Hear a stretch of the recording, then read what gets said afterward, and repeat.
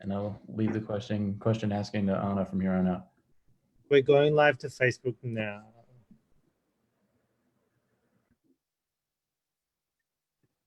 Okay, so am I spotlighted? You can hear me?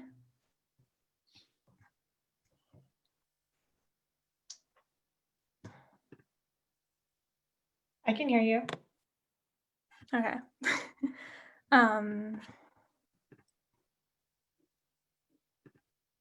Let's see. Oh, recording.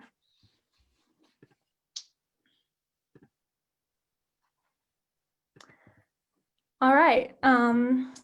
So if everybody's ready to get started, we're recording and live on Facebook.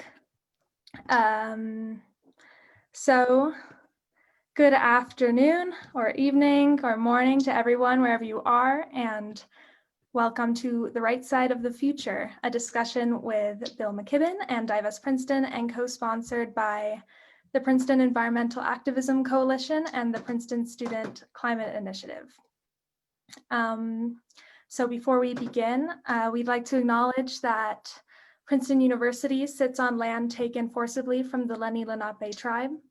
If not for the pandemic, this event would be taking place on that campus.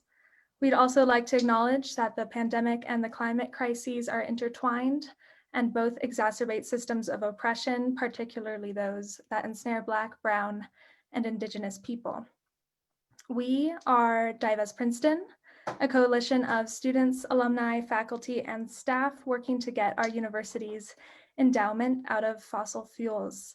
Divest Princeton submitted its proposal to Princeton's Resources Committee on February 13th of this year.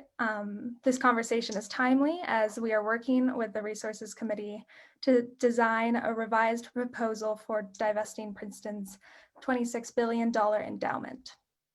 As of today, we currently have 1,680 signatories on our open letter pledging not to donate to the university until it divests, and over 370 public endorsements from students, alumni, campus organizations, faculty, and friends. Before I introduce our guest, I'd like to give the floor to the co-sponsors of this event, Princeton Environmental Activism Coalition and Princeton Student Climate Initiative. I don't know if Claire or Hannah are here, want to say a few words. Yeah, I can say a few words. Yeah, go ahead. I'm Hannah with the Princeton Environmental Activism Coalition. We're so excited to be here. Bill does such great work, and yeah, we're really supportive.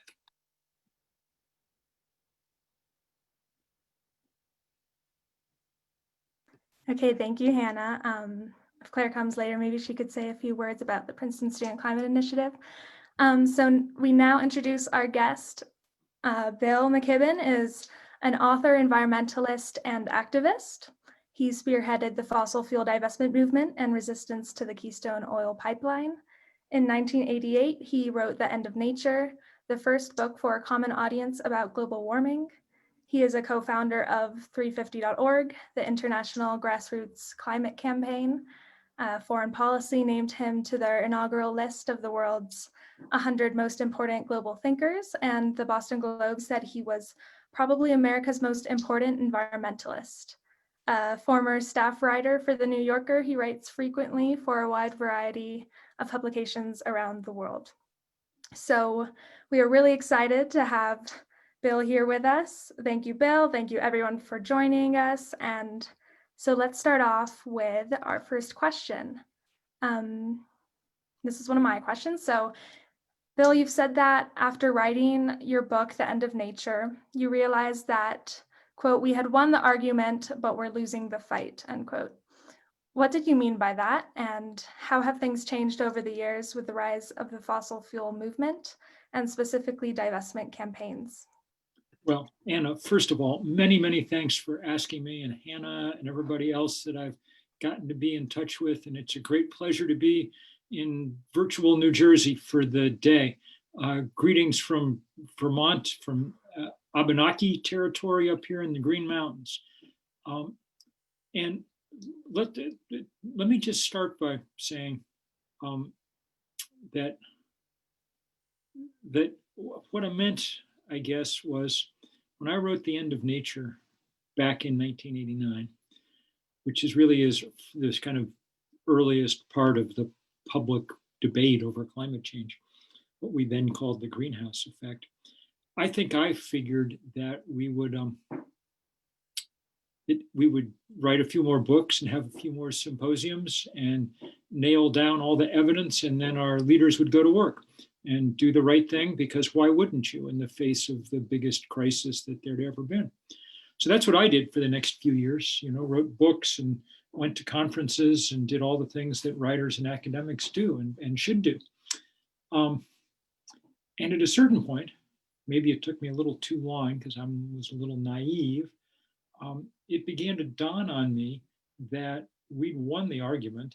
The scientific consensus was very robust by the mid-1990s at the latest. We'd won in the argument. We were just losing the fight because the fight wasn't about data and reason and evidence. The fight was what fights are usually about, which is money and power. And the other side had all the money and all the power. In those days, the fossil fuel industry was by far the richest industry on the planet. And so it seemed to me and to a few others that we were going to have to try and build power of our own, that it wasn't going to come from money, but that it might come from building movements. And so that's what we set out to do. 350.org was a kind of first iteration of a global climate movement. Myself and 7 undergraduates here at Middlebury started it more, I guess 12 or 13 years ago now. And it's been the great delight to watch so many people come into this work, to see Extinction Rebellion and to see the Sunrise Movement with the Green New Deal, and to see all the junior high and high school students around the world who are mobilizing in truly awesome numbers. Everybody knows Greta Thunberg, and everybody should. She's great, one of my favorite people to work with, the whole world. But the real good news is there's 10,000 Greta Thunbergs and 10 million followers of them, and they're changing the world. The fossil fuel divestment movement was a big part of this. Naomi Klein was my dear friend and closest colleague in some ways in this work. And I kind of decided to do it in 2012 because new data had emerged showing that the fossil fuel industry had in its reserves about 5 times as much carbon as any scientist thought we could safely burn. And this made these companies, in our minds, different than we thought they were before, which was just kind of normal, average, bad players doing their thing. I mean, this made them truly rogue villain actors. If they carried out their business plan, the planet would burn up. And that, of course, that assessment's only heightened in the years since, as great investigative reporting have made it clear that the fossil fuel industry had known everything there was to know about climate change back when I was writing my book. But instead of telling the rest of us, they just told lies about it. At any rate, the divestment movement has grown much bigger than Naomi or I think, ever thought it would. We were hearkening back to our days as college students and thinking about the anti-apartheid divestment movement in those days, and taking our inspiration from it. And one of the first people we asked was to kind of help Desmond Tutu, the Anglican Archbishop of South Africa, who helped spearhead that original divestment campaign. And he said, please go for this. This is the human rights question of our time, this time. At any rate, it's now a $15 trillion campaign. That's the size of the endowments and portfolios that have begun to divest from fossil fuel. And it's had enormous effect. Shell Oil said in their annual report last year that divestment had become a material risk to their business, which is good to hear because their business is a material risk to life on Earth. Earlier this year, Jim Cramer, who some of you doubtless have seen as you clicked past on the cable channels, he's America's what stocks, which devoted a couple of shows in January before the pandemic to saying that there was just no use trying to make money off oil stocks anymore because the divestment movement had gotten so widespread, so large. So it's been very useful in weakening the power and the access to capital for the fossil fuel industry. It's not the only thing that's working. There are other parts of this movement that are doing magnificent work. And I think tonight that those of us who are have spent much of the last decade also fighting pipelines and fossil fuel infrastructure and whatever are celebrating because we got the news mid-afternoon that Michigan Governor Whitmer, Gretchen Whitmer, the one that the militias wanted to kidnap a couple of weeks ago, revoked the easement for Line 5, the giant oil pipeline that runs beneath the Straits of Mackinac and underneath the Great Lakes. A tremendous victory after 7 years of organizing by people in Michigan and elsewhere. Truly great work.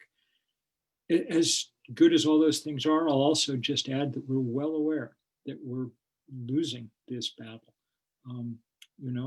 Last week, Hurricane Eta dropped about 25 inches of rain on Honduras.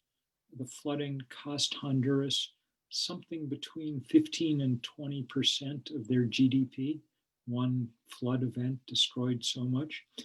Tonight, the National Hurricane Center says that Hurricane Iota, by far the deepest into the Greek alphabet we've ever gotten in a hurricane season, is going to track almost directly to the same part of Central America.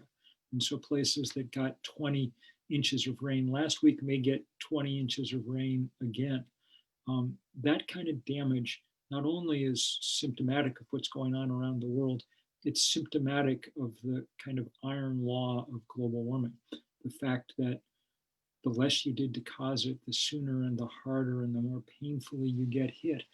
And it's a good reminder of why we're so, it's so important to understand this as a question not just of fear for our own selves, but of justice in the deepest, most global sense.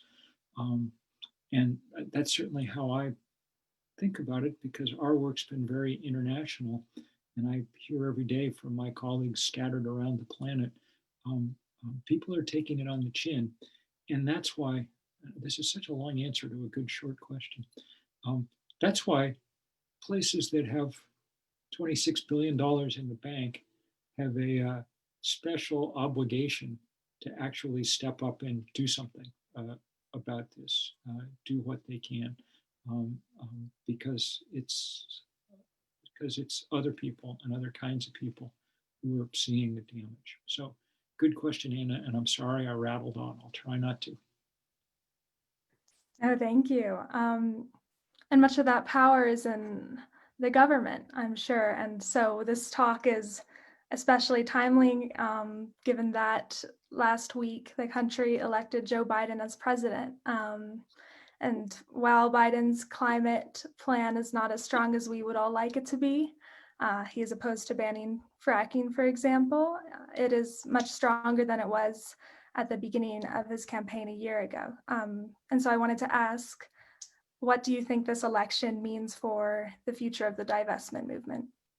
Well, so let's talk in large terms about what it means for climate action in general. I've been doing a lot of writing for the New Yorker in the last week or two on that question.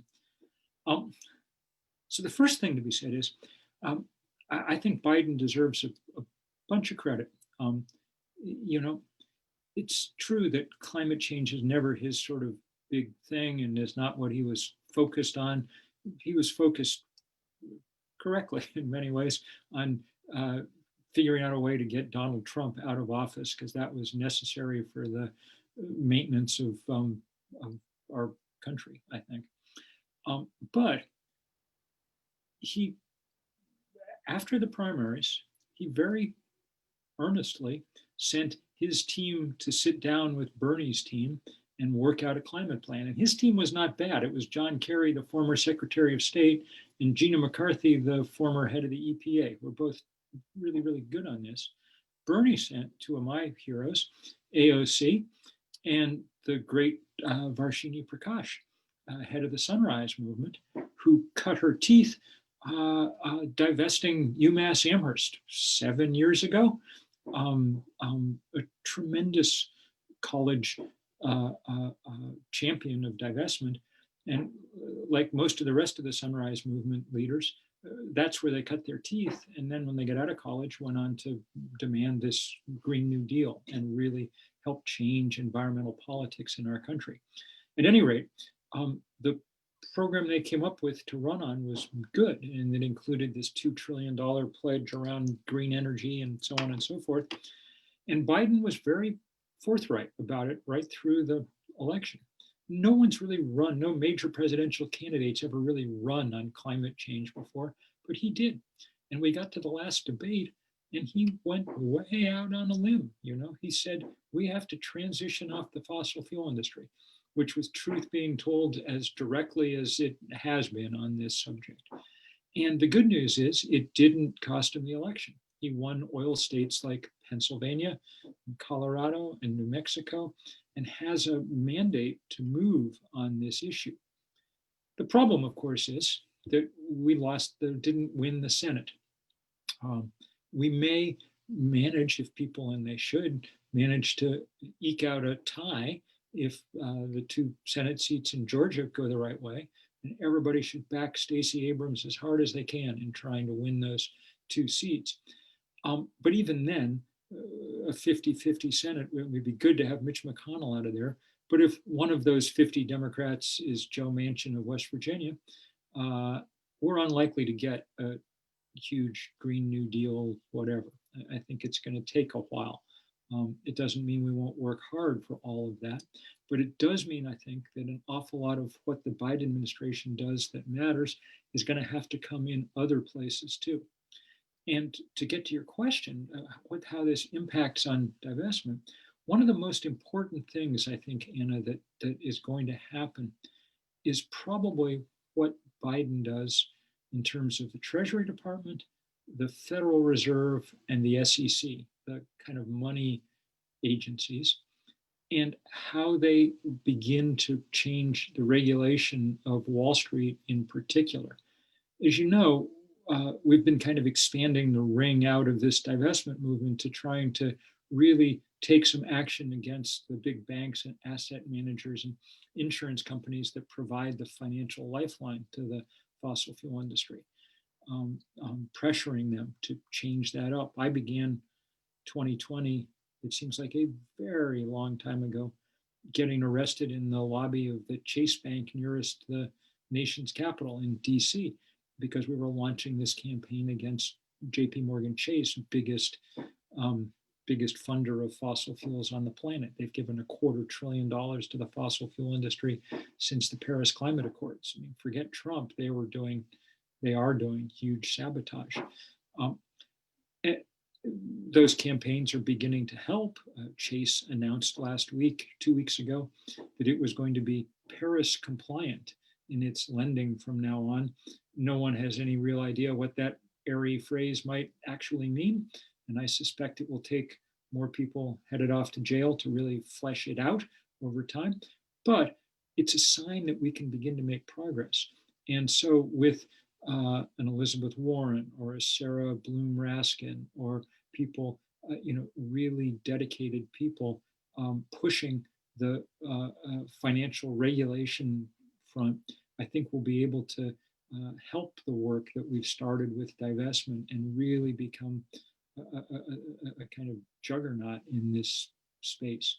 So that's one of the many things that I'm looking forward to from the Biden administration, even if we're not immediately going to get the thing that we most want and most need, which is some version of the Green New Deal. Right. And I forgot to mention this, but thank you, Sophie. Anybody, if you have any questions, please feel free to send them in the chat. And now I'd like to zoom in more specifically on the situation at Princeton. So I have a couple questions about that, and then we can get to the questions in the chat. And so in your activism on divestment, you focused a lot of your efforts on university endowments and how they are uniquely positioned to take climate action. Here at Princeton, there is a unique stance that in order to divest, the university should also dissociate. This means that if Princeton divests, it must cut all ties with the fossil fuel industry, which could involve rejecting research funding from companies like Exxon and BP. In response to the last divestment campaign at Princeton in 2015, Princeton's president, Chris Eisgruber, argued that Princeton could not divest because, quote, every member of the Princeton community associates with energy companies and benefits from what they do. We all purchase their products. The university accepts gifts from them and from the alumni who work for them. Our scientists partner with them, our students seek jobs with them, and we welcome their recruiters. We seek their advice on issues of sustainability, end quote. What is your response to this perspective? Well, if I'm about to say a few rude things, I think, about Princeton, so I apologize in advance. I admire Princeton enormously and always enjoy when I'm there and have friends on the faculty and think it's a great place all around. And I will say in my defense that all the rude things I'm about to say are less rude than the things I've said about my alma mater in Cambridge. So, but that statement from the president is just silly. I mean, on almost every front. I mean, of course we all use fossil fuel.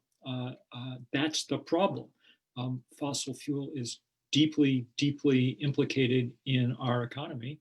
And if it wasn't, then there'd be no need to divest. And this is why we do this kind of work, so that we can move away from this and move away fast. The idea that, as he said, that one looks to the fossil fuel companies for advice about sustainability is comical. Their only advice for the last 30 years has been pay no attention to this global warming stuff. We don't have a, I mean, literally they went in 1990 and hired the veterans of the tobacco wars to start spinning the same tale for them. And they spun it well enough to prevent action for 30 years. All of this is just wrong-headed. It's wrong-headed at its most basic. I mean, I will say the list, the kind of rhetorical flourishes in that statement from the president are weak enough that one ends up asking, why is Princeton or Harvard or any place really taking this stand? And the answer 5 or 6 years ago, I think, was that they thought, well, there's money to be made in these stocks and we can, money is kind of what we're about. If you think cynically, you sometimes might think of a place like Harvard or Princeton as a large hedge fund that has a university on the side. If you're less cynical, you might think they really want this money so they can keep giving scholarships and hiring professors, however you want to think about it. I mean, that I think was the argument. It turns out to have been a terrible argument. Fossil fuel stocks have underperformed every other part of the economy for the last decade, just as we told people they would. It doesn't take, I mean, I'm no investment analyst, but it doesn't take great insight to understand that an industry whose product, A, is wrecking the planet, is going to come under deep regulatory pressure, which will be difficult to deal with, and B, faces a competitor, renewable energy, that over the last decade has learned how to do exactly the same thing, provide power cheaper and better. We dropped the price of solar panel 90% over the last 10 years. So this is now the cheapest way to generate power. So even the kind of venal argument for trying to profit off climate destruction makes no sense. People are losing money and have lost lots of money as a result. But the other arguments are just, I mean, think about how they sound for a minute. That because because Princeton still turns on the lights with fossil fuel, it also is compelled to invest in fossil fuel companies. That just, I mean, it doesn't track in any way, shape, or form. If the argument is that you can't divest until you've ridden yourself completely of fossil fuel, well then, I mean, you can't, I mean, we will never reach the point where you can do it. So it's a backwards argument. It was a kind of copy of the one that the president of Harvard made the year before. And I think the most interesting thing about it is that Harvard and Yale and Princeton are just about the last places on earth making these arguments. At this point, for instance, the University of California system, with a much larger endowment and pension fund, about $90 billion, is fully divested from fossil fuel, both because, as the head of their investment company said, they thought there was no money to be made there, and because of the moral implications. At this point, Oxford and Cambridge, the two most famous universities in the English-speaking world, are divested from fossil fuel because of great campaigns by students. You know, at this point, even in the Ivy Leagues, Brown and Cornell have taken the step, and they've been joined by, you know, by players like the Norwegian Sovereign Wealth Fund, the biggest pool of investment capital on earth, or all the public accounts in the country of Ireland, or the New York City Pension Fund at $200 billion, or on and on and on. And in every case, some combination of altruism and calculation led people to understand that they did not want to be tied up with this industry. I think it's particularly pathetic for universities to try and profit off fossil fuel, precisely because they have a special contract with the future, you know. They're in the business of training people for their life 20 and 30 and 40 and 50 years down the road. And whatever good thing people are studying at Princeton right now, if the fossil fuel industry gets its way, if it's able to continue carrying out its business plan, well, the work you're going to be doing in 20 or 30 or 40 years is disaster response, because that's what the work of the world is going to be. So I think that the plural of privilege is establishment, and Princeton is the kind of, you know, an embodiment of that establishment. If there's any rationale for all the perks and benefits that go with to us people who are in establishments, it should be at least that they have to provide some leadership in times of emergency, and we are in a time of emergency. And so it's particularly painful to watch institutions like Princeton refuse to lead, refuse at this point even to follow. You know, so as I say, I don't mean to be rude. I'm a visitor here, even virtually, but I said the same thing when I was on campus a year or two ago, and I'll keep saying the same thing until people do the until these institutions do what they should. Yeah, don't worry, it's always good to be critical. It makes Princeton a better place. And so part of what you're saying too. And if I can just interrupt, I think you're so right about just that I mean, one of the things is we all want to be proud of the institutions where we are, you know. Mm-hmm. I mean, I'm at Middlebury, and I very much want to be proud of this place. And so I'm very glad that it did divest eventually. It made it much easier to be proud of it. It's hard to be proud of an institution that's fully proud of an institution that's not grappling with the greatest crisis that we've ever faced. So it's less out of a desire to demonize these places than to say we very much want to feel fully the pride that, you know, that we felt the first day walking around campus and looking at all the old buildings and, you know, having that sense of history and whatever. That's good. That's appropriate. It's okay. But it can't be maintained if places aren't grappling with the crises that we face right now. Sorry. No, right. It's all about making Princeton a better place. And so one of our big roadblocks is the dissociation part of divestment at Princeton, and how it could mean the end of research funding from Exxon and BP. And so one worry is that this move will leave professors without funding for their important research. And so how do you respond to this concern? And has this been a problem at other institutions that have divested? No, other institutions have grasped the nettle, and you know, they continue to have associations with the fossil fuel industry. I don't think most of those are good or useful, and I don't think that most of the research that gets carried out in the name of the fossil fuel industry amounts to much more than greenwashing. I'm just finishing up a piece, for instance, about Exxon. If you looked at Exxon's commercials over the last 10 years on TV and things, you would conclude that they were a firm devoted to taking algae and using it to create energy. Year after year, month after month, they're an endless number. Well, it turns out they've spent, you know, 1/100th of the 1/1000th of the money that they spent exploring for gas and oil. They probably spent less money actually developing algae than running commercials about it.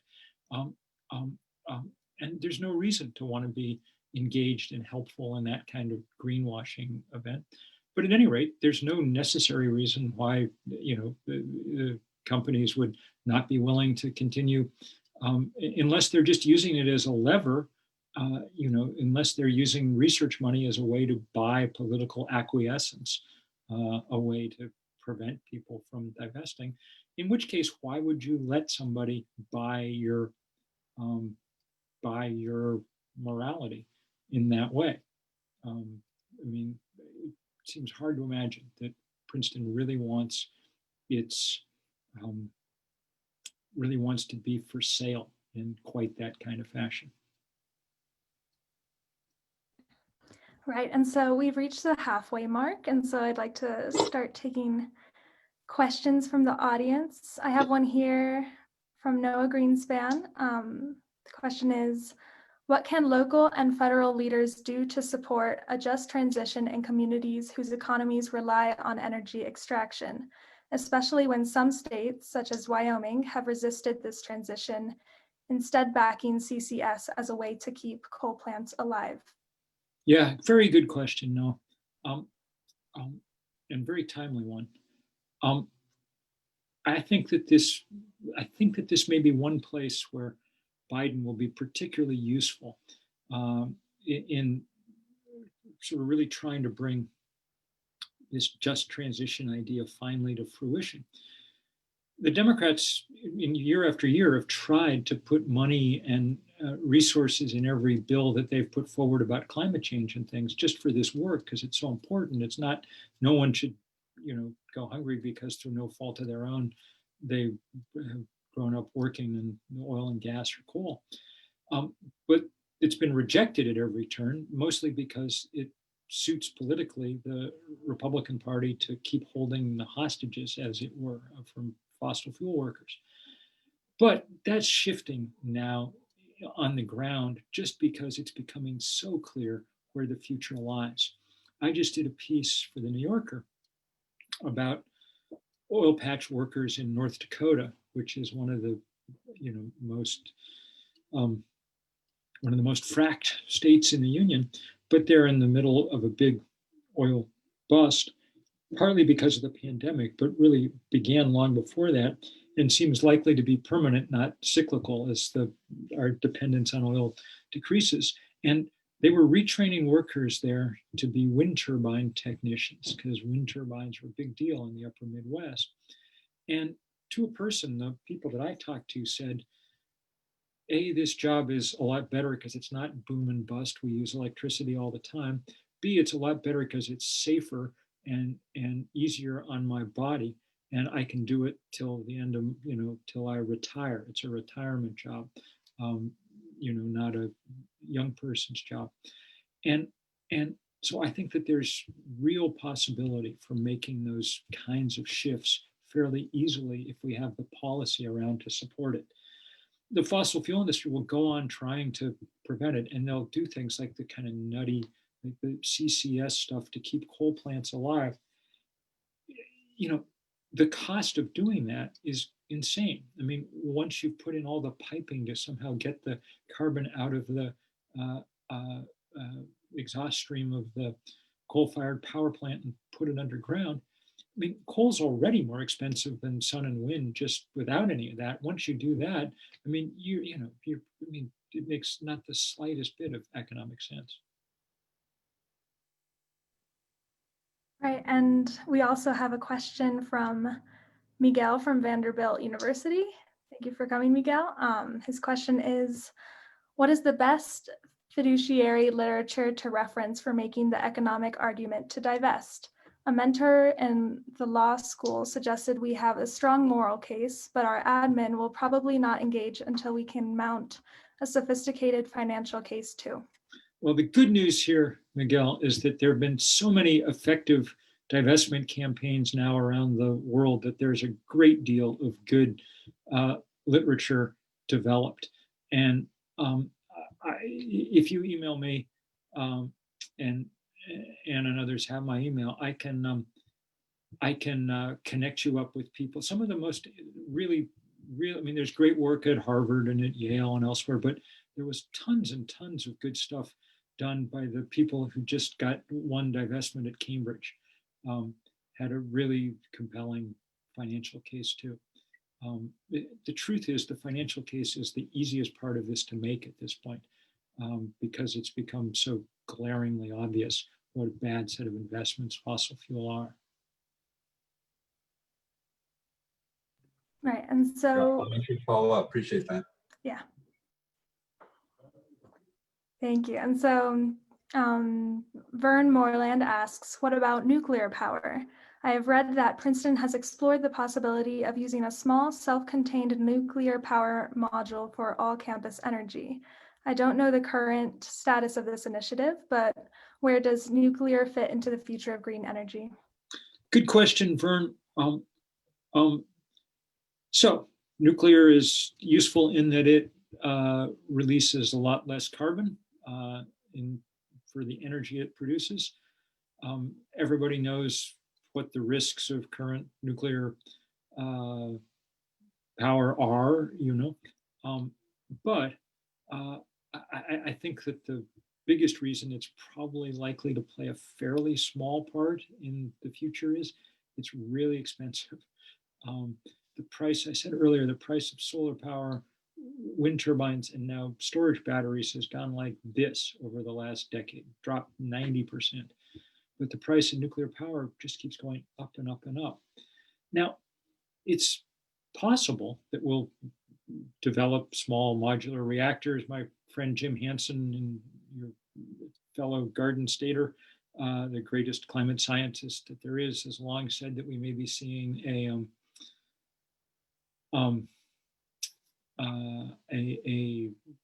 fourth generation of nuclear power plants that'll be safer and cheaper and things. And if that happens, then maybe they have a role to play. But my guess is it's going to be really hard to outcompete solar and wind.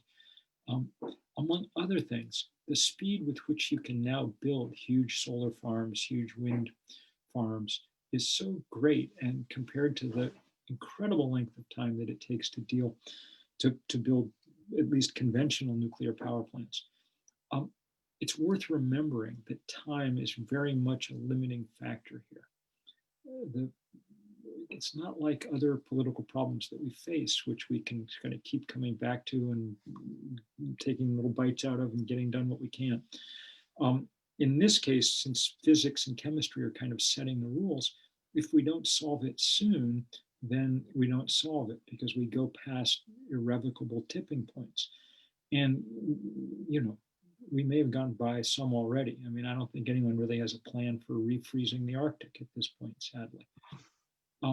So having any solution that exists too far out in the future is the same as not having a solution. Winning slowly on climate change is kind of the same thing as losing. Is what?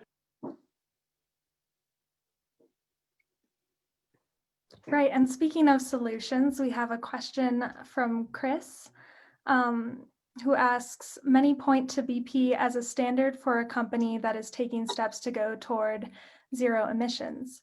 Do you feel it would be more effective to divest from all oil, natural gas companies, or is there a case for divesting from some and not all? This is also very relevant to Princeton in that some say we should dissociate from Exxon but not BP because they are taking these steps towards zero emissions. Yeah. It's a good question. For the moment, I'd say the answer is divest from everything. BP has begun to at least make noises about doing interesting things. They seem to be the first oil major that's on the verge of kind of capitulating. And they've announced that they will cut oil and gas production 30% this decade. It's not a very tight promise, especially because it exempts all their Russian operations, which are a huge part of what they do. And it still leaves them producing huge amounts of carbon, far more than we can plausibly deal with. That said, and I will also add that BP has a certain amount of credibility problem to overcome. They tried this tack once before in the 1990s when they announced that BP was now going to stand for Beyond Petroleum and they were going to become renewable. Well, they never did a thing. I mean, they spent more money redesigning their logo than they did, building solar and everything. And after 10 years, they dumped it all and said, we're back in the oil business, and immediately wrecked the Gulf of Mexico. So one's allowed a certain amount of cynicism about BP, but, it's possible that they will be proved to be the exception to the rule, exposed as they are to European regulation and European public opinion. They may be poised to try and make a real shift. And if they do, then that would change the calculation around that one oil company, it seems to me. And if Princeton decided that it was going to divest from the entire oil and gas industry except BP and put BP on notice that it had to do the things it said it was going to do, well, that wouldn't, I would take that as a win. Right, and I'm going to try and combine two questions here from Philip and Graham. So the financial argument for divestment is obvious, yet Princeton University and others resist. So why is this? Is greed the only motivator for fossil fuel executives and boards to resist the energy transition? Or is it more ideological than that, such as anti-regulation philosophy, embracing the role of bad actor? These are both good questions. And Phil, Terry, what a pleasure to see you there. There are two questions, and so they're about the kind of motivations of Princeton or other university investment operations, and about the motivations of fossil fuel companies and their executives. To the first one, I think it's hard at this point to understand why universities resist divestment. We're down to a small number of universities that are aggressively resisting it. And I think that they tend to be the places with, with a ton of money. And I think what they're worried, my best guess is that at a place like Princeton or Harvard, what they worry about is that if they divest, there'll be a cranky column about it in the Wall Street Journal the next day. And a few ancient alums, Reginald V. Bearer Bonds VI, will read the cranky column in the Wall Street Journal and decide not to donate the 8 squash courts that he had, in his will. And they just don't want to deal with that. It's easier just to keep doing what you're doing. And they may also think, well, where will it stop? You know, do we have to stop investing in every evil and immoral thing in the world? And the answer to that is, if people mount really good campaigns that show that it makes a difference and that you could do something, then you probably should, you know, take them on as you come. Fossil fuel executives, that's an interesting question. I think what's happening here, and the reason that the Exxons of the world are so resistant to change, is that they know they've waited too long. You know, the irony of this is that since they knew about climate change in the 1980s, they really could have owned the energy future. They had the cash flow to be the ones to build the renewable energy future. They didn't, and I think they won't now. I doubt that they'll. It's very rare in economic history that an incumbent technology and incumbent company manages to manage the switch to a new technology. The same guys who made, you know, the phone on your desk when I was growing up aren't the guys who make your cell phones now, you know. Yes, or as someone points out, Kodak would be a good example of this.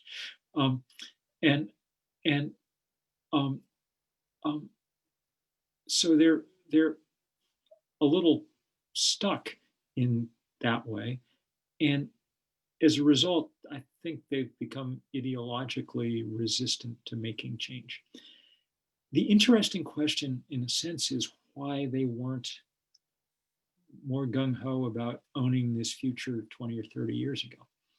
And I think there the reason really is because in the end, the business model just isn't as good for them, and it's much better for all the rest of us. I mean, Exxon got really rich basically by the fact that you have to pay them over and over and over again to deliver you another cargo of oil till the end of time, you know. That's their business model. The business model for a solar or wind company is we make some money putting up the solar farm or the wind farm, putting the solar panels on your roof. And then when the sun comes up, the sun delivers the energy for free. And if you're Exxon, you just think that's the stupidest business model anybody ever came up with, you know.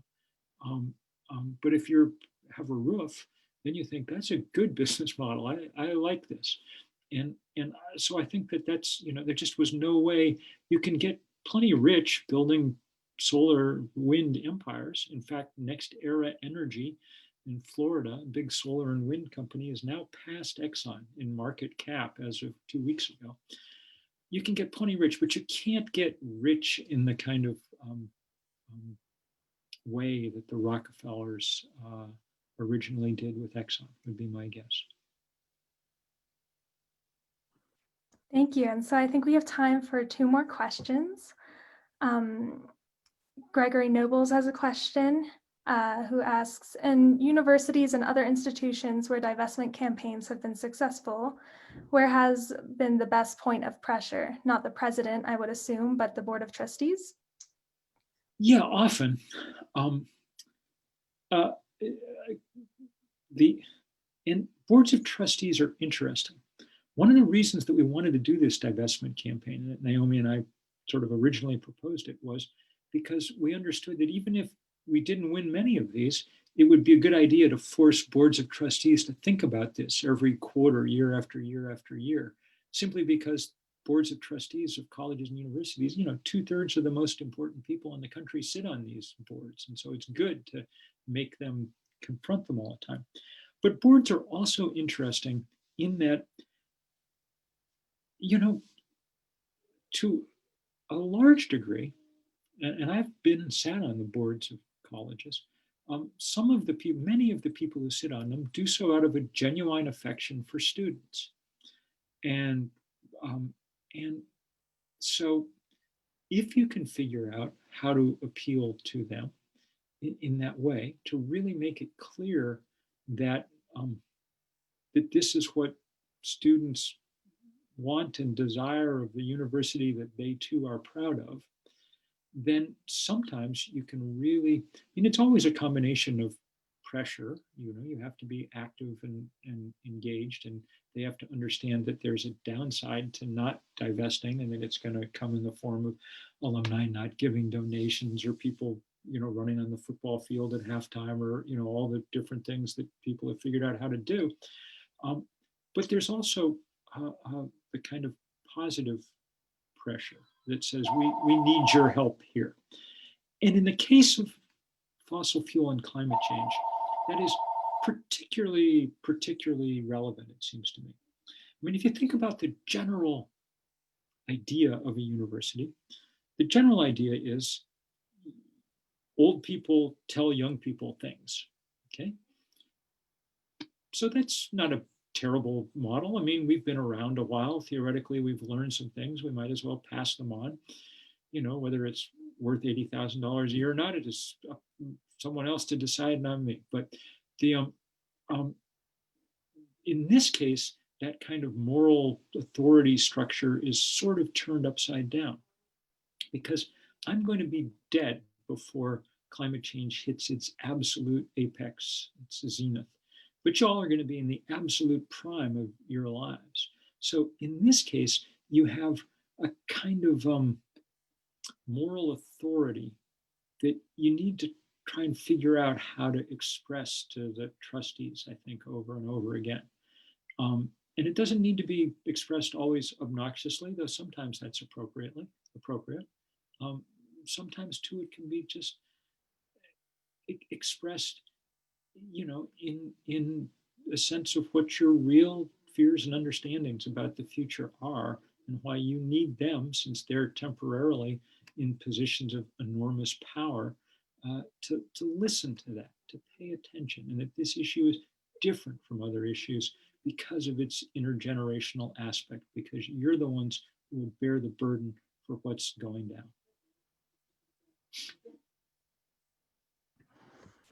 Right, and so I'd like to fit in one question from the chat, and then I have one more. So there was a question about what is your opinion on the carbon tax, which I think the Princeton Student Climate Initiative has done some work with in New Jersey. On sort of carbon taxing in general and things. There's no intellectual argument against it, I don't think. The fossil fuel industry should not be allowed to use the atmosphere as an open sewer into which to dump its effluent for free. We don't let anybody else do that. New Jersey used to, and New Jersey has a good sense of what goes wrong when people just dump things everywhere, left and right. And climate change is the prime example of that. So in intellectual terms, economists are right, it makes sense and so on. And it's possible that it will be one of the things that happens in this next period in Congress. The trouble is that we've waited so long and have to move so fast that trying to do it with taxation alone would require taxation at a level that's politically unsustainable. Since I wrote the book about this 30 years ago, sometimes I have to restrain myself from saying, oh, if only you'd listened to me then, because 30 years ago, a modest carbon tax would have done the job, I think. It would have steered the super tanker that is our economy 2 or 3 degrees off course, and 30 years later, you'd be sailing in a whole different ocean. But now it's too much heavy lifting to do on its own. So at best, a carbon tax is a kind of complement to other policies, the infrastructure plans, the other thing. And the problem that may arise is that in order to get a carbon tax, the oil industry will exact the price of too high a price in return. And so an end to liability for the oil industry would be, in my estimation, too high a price for carbon tax, for instance, because liability is the thing that finally, say, brought the tobacco industry to heel. And so we don't want to give it up. We don't want to give up the ability to federally regulate carbon as a pollutant, because that has enormous power. These are the kind of things that the oil industry has talked about in return for a modest carbon tax, and probably that kind of bargaining is going to have to be pretty tough to make it happen. Thank you. And so I have one more question that connects to a question that Bob from our audience asked earlier. I'd like to ask, what advice do you have for people in the Princeton community who want to act on fighting the climate crisis?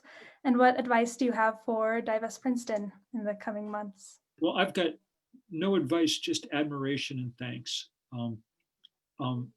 There's an enormous, there are an enormous number of things that we all need to be doing as part of this fight because it's so huge and so on. But there's no question that if you're at Princeton right now, the greatest leverage you have in the climate fight is that $26 billion in that Princeton name, that's a big pot of money. And that's a big and important and powerful name to bring on side here, and super, super important. And it goes to the question that Ryan's asking in the chat about what gives one hope about the future of this struggle. And I will just say the thing that gives me hope is the size and scale of this movement now. It's probably the biggest movement the world's ever seen about anything. It's everywhere.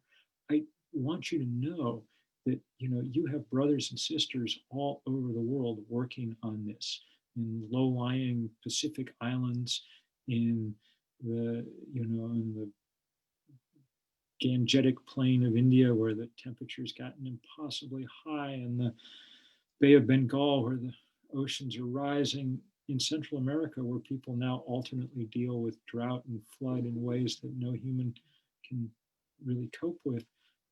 In all the places around the world, from Australia to South America to Siberia to California, that have tasted record wildfire this year. Everywhere you have people who are all doing the things that they can figure out how to do. And they take great comfort from what you're doing. If we have hope, it's in this ability to work together and to figure out what the things are that provide the greatest leverage in the place where we are. And so I'll just end by saying that you guys have found that leverage, and that what you're doing, and not many people get to say this, what you're doing is the most important thing you could be doing in the world right now. There's no bigger problem that you could be taking on, and no way that you could be exacting more leverage over that problem. And so, I mean, a way to think about it is that 2020 has been just a tough, tough year. The most important thing that anybody said in 2020, I think, was what George Floyd said when he was being murdered. He said, "I can't breathe." And people can't breathe for a lot of reasons, because there's a racist cop kneeling on their neck, or their community is being stifled by police brutality, or there's a coal-fired power plant down the street, and those are the same communities. They can't breathe because COVID is overwhelming their lungs, and we know now that this disease, like so many others, follows those same paths, class and race. They can't breathe because the authorities have told them that they have to go inside and seal their windows to keep the wildfire smoke out. They can't breathe because it's just too hot. I mean, we set a new record this year for the highest temperature ever recorded on the planet, 130 degrees in August in California, which is the edge of the human ability to survive. But that's where huge swaths of this planet are going to be in the next decades if we don't get our act together really fast. So our job is to figure out how to let everybody breathe, how to let that most basically human of all functions carry out. It's all connected, in one way or another. And one of the biggest steps that you all can take is to take that pot of money and put it to work, at least get it out of the business of doing harm, and maybe get it even to the point where it's doing some good along the way. And that'll be an enormous help in this fight. And I just cannot thank you enough. You guys are doing, and even when it takes a long time on these fights, that's okay, because every new incoming class of freshmen gets to be educated about what's going on and how it works and how it fits together. So bless you all for the work that you're doing.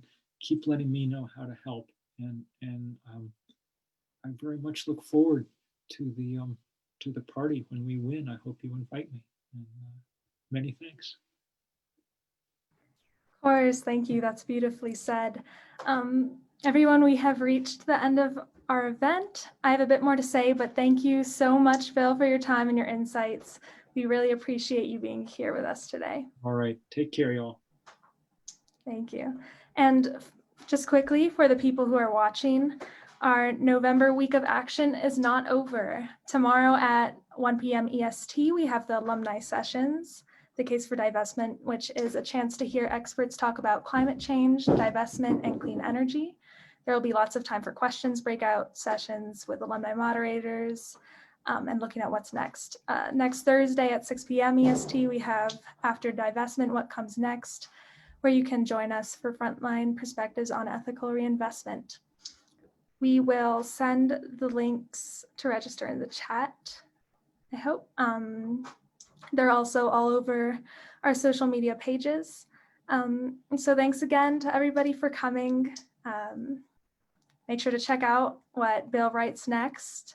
If there are any unanswered questions in the chat, I'll try my best to answer them, and I'll save the chat. The recording will be on Facebook and the Divest Princeton website with all our past talks for anyone who wants to check it out or share with friends. You can also check us out at divestprinceton.com to find ways to get involved. Oh, and thank you to the other organizations that co-sponsored this event and are here with us today. So yeah, thank you all and have a great weekend.